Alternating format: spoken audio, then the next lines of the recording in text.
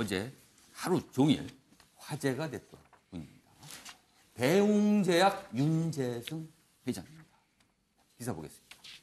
욕설, 막말, 윤재승 대웅제약 회장 경영에서 물러나겠다. 이 막말이요. 이 막말에도 어느 정도의 이 정도의 문제, 뭐 수준이라는 표현은 좀 안 맞을 것 같고요. 정도의 문제가 있는데 이 정도입니다. 일단 정신병자, 살인 충동. 자, 이렇게 보면 제목만 봐도 잘 모르겠어요. 여기 내용이 있습니다. 여기 있습니다. 그는 공식 회의 석상에서도 살인 충동을 느끼게 하는 XX라거나 여기서 뛰어내려라. 한 번 더 그러면 다리 몽둥이를 부러뜨린다. 이게 기업체 회의할 때 나오는 말입니까? 그리고요.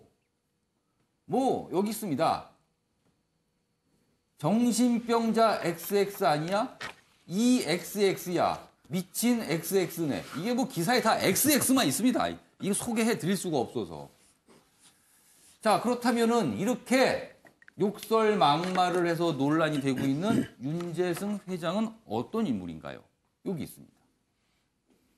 윤 회장은 대웅제약 창업주 윤영환 명예회장의 셋째 아들이다.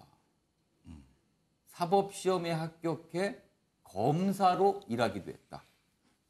뭐 이른바 우리 사회에서의 엘리트에 속하는 계층입니다. 그리고요, 1995년 대웅제약 부사장으로 일했고 그 이후에 쭉 대웅제장에서 여러 가지 활동을 했고요. 현재는 지주회사 대웅의 대표이사, 대웅제약 이사회 의장으로 등재돼 있다. 그런데요, 이렇게 논란을 일으킨 윤 회장, 지난주에 미국으로 출국한 상태라고 그러네요. 이거 어떻게 됩니까, 이거? 대웅제약은 지금 우루사로 굉장히 유명한 회사인데 어제 보니까 주가도 빠지더군요. 이런 일이 벌어지니까. 옆에 기사 하나 더 보겠습니다. 또 터진 금수저 갑질. 벌써 몇 번째. 시민들은 허탈하다.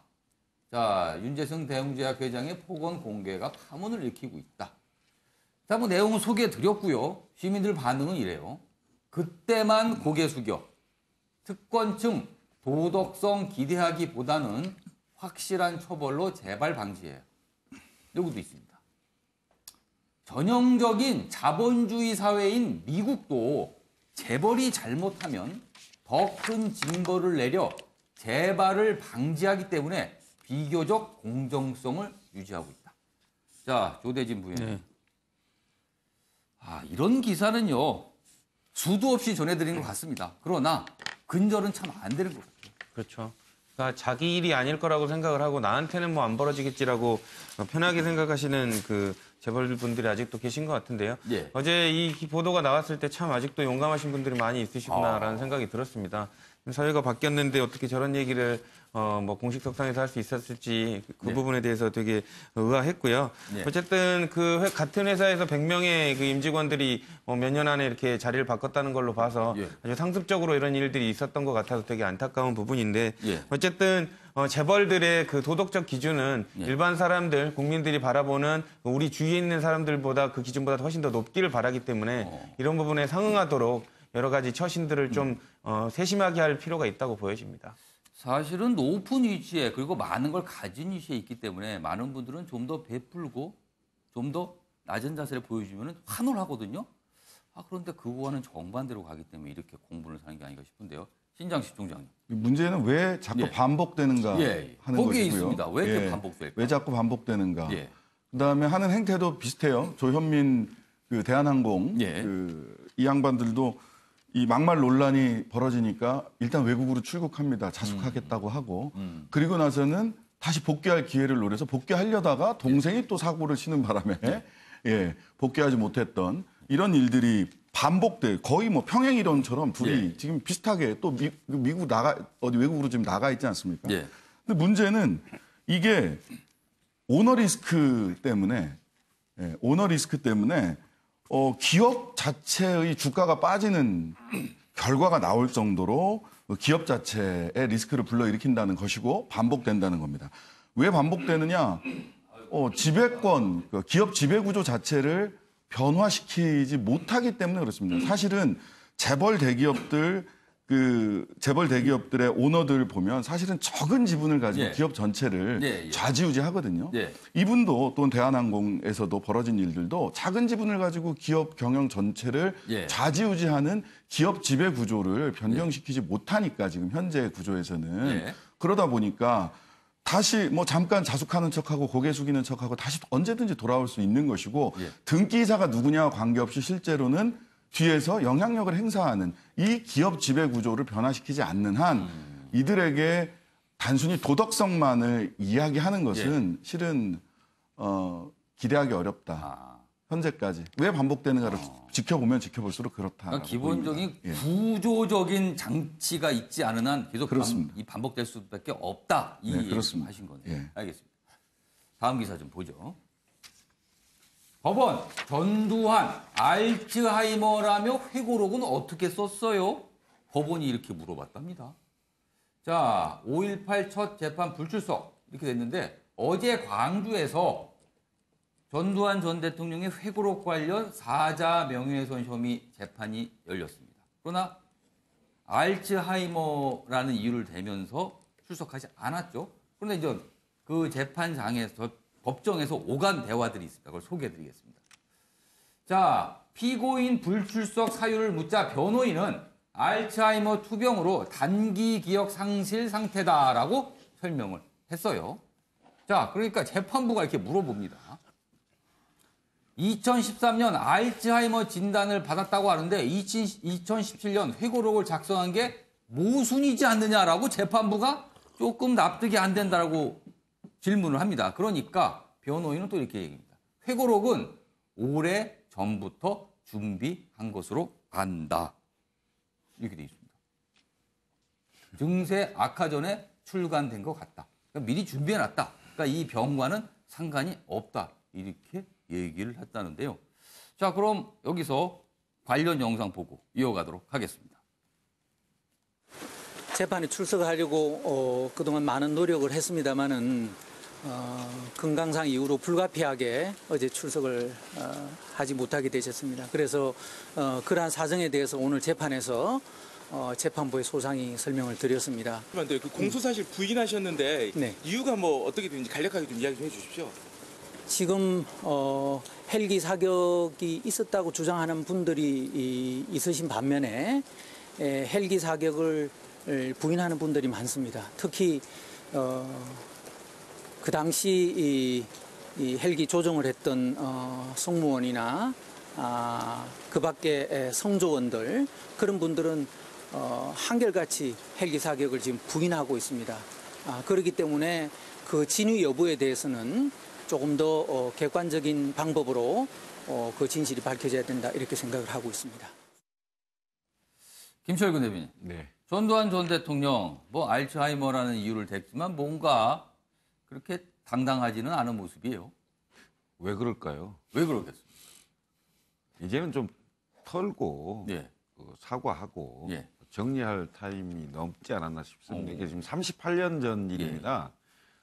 광주민주화운동 그 특별법이 제정이 돼서 진상조사를 또 다시 지금 하고 있는데요. 그 핵심 내용 중에 하나가 이른바 헬기 기총소사하고 안매장지하고 그다음에 유가족들의 여러 그 명예회복에 관련된 부분인데요.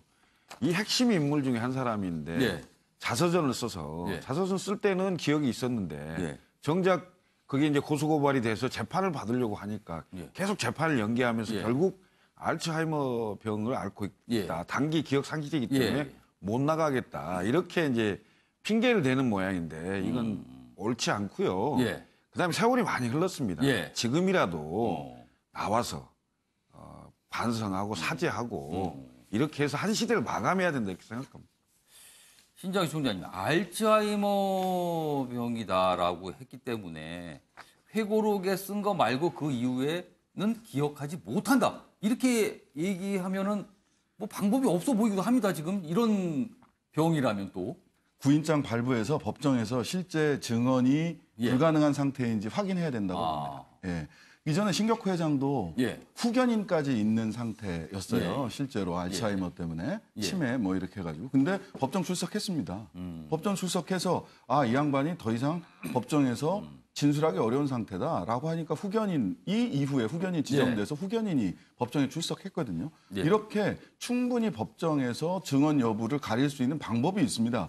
그런데 일주일 전에는 출석하겠다고 했다가 갑자기 일주일 만에 알츠하이머 얘기하고요. 그리고 2차례나 공판 연기 신청을 재판부에서 이미 받아줬어요. 그러다 보니까 예. 이번에도 출석을 하지 않는다면 예. 다음엔 구인장 발부해야죠. 10월 1일 날 그 잡혀 있는데 다음 아직까지 공판이 그러니까 재판장이 어떻게 할지는 결정된 게 없죠. 네, 그렇군요. 10월 1일까지 상태를 보겠죠. 다시 나오라고 했으니까. 만약 10월 1일 날도 출석하지 않는다면 구인장 발부할 거라고 봅니다. 물론 집행과는 별개의 문제로 재판부에서는 당연히 정해진 규정대로 피고인 출석 안 하고 알츠하이머로 실제 진술할 수 있나 없나 확인하기 위해서라도 다음에 또 나오라고 하고 안 나오면 구인장 발부해야 된다라고 보는 거고요. 예. 아까 그 인터뷰하면서 객관적 사실관계를 더 확인해야 된다. 뭘 더 확인해야 됩니까? 전일 빌딩이라고 예. 광주 도청 뒤편에 예. 그 빌딩이 있어요. 그 빌딩에 국과수에 가서 탄흔을 전부 다 검증했습니다. 이 탄흔은 아래에서 쏴서는 생길 수 없는 탄흔이다. 공중에서 유리창을 뚫고 들어와서 한 거다. 저도 전일 빌딩 가서 그 탄흔을 직접 봤어요. 그냥 보통 사람이 봐도 위에서 쏜 총, 밑에서 쏜 총이 아니다라는 걸 알 수 있습니다. 밑에서 쐈다고는 안 나오는 거고. 예, 위에서 쐈다는 이 각도가 나올 수가 없거든요.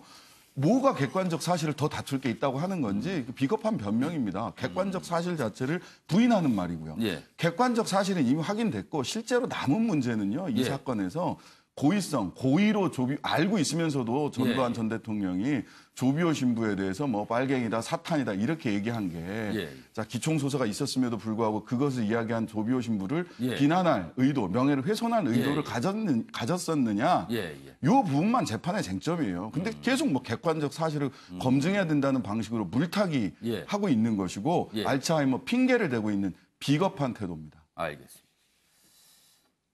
뭔가 진실은 있는데 참 이게 어렵군요. 진실까지 다가가기가. 아무튼 좀 아쉬운 상황이었습니다. 자, 그러면 이번에 신문에 실린 사진 몇 장 보도록 하겠습니다. 첫 번째 사진인데요. 한겨레신문입니다. 디자인, 색상 다양해진 북한 제품들. 그러네요. 여기 보면 대동강 맥주, 이건 병뚜껑이고요. 바다 과자, 과자 포장지. 그리고 옆에 있는 거는 금강산 생수 같군요. 과거에 보면요, 북한산 제품, 뭐 우리나라로 들어온 경우도 있었는데 보면은 좀 전체적으로 뭔가 세련되지 못하고 좀 촌스럽다 이런 느낌이 확 들었는데 그때에 비하면 확실히 나아졌네요. 물론 이제 국제적인 수준에 비하면 아직은 좀 못 미쳐 보이지만 과거와 비교하면 확실히 달라지긴 했습니다. 북한의 변화 모습이 여기에도 나타난 게 아닌가 합니다. 다음 신문 보죠. 자, 축구입니다. 아시안게임 4강전은요. 한국 대 한국입니다. 어제 축구 경기들 보셨죠? 아주 어렵게 이겼습니다. 그리고요.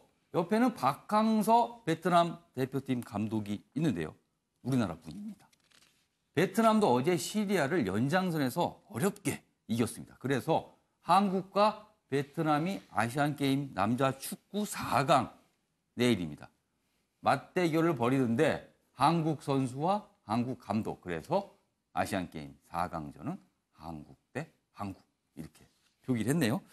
한국에 와 계신 베트남 분들 참 많습니다. 그리고 베트남에 가 계신 한국 분들도 참 많습니다. 두 나라 내일 축구 경기할 그 시간 저녁에 축제 분위기 날 것 같습니다. 자, 지금까지 사진 2장 봤고요.